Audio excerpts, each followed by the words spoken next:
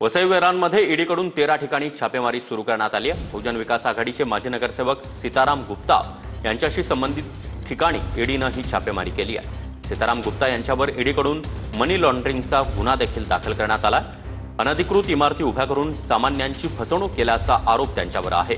कोर्टानं या इमारती अनधिकृत ठरवल्यानंतर वसई-विरार महापालिकेनं त्या पाडल्या होत्या, त्यामुळे जवळपास 2,500 लोक बेघर झाले आहेत। नालासोपाऱ्यातले बहुजन विकास आघाडीचे माजी नगरसेवक सीताराम गुप्ता यांच्या घरावरती आज सकाळी ईडीचा छापा पडलेला आहे।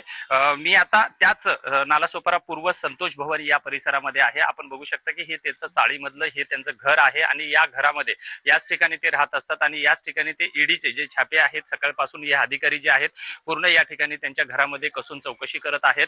हा परिसर जो आहे हा पूर्णपणे चाळीने व्यापलेला आहे।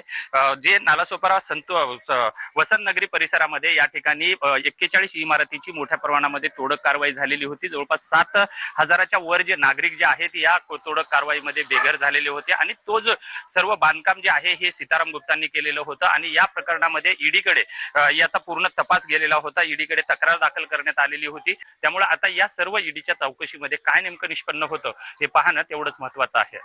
विजय गायकवाड, TV9 मराठी, नालासोपारा।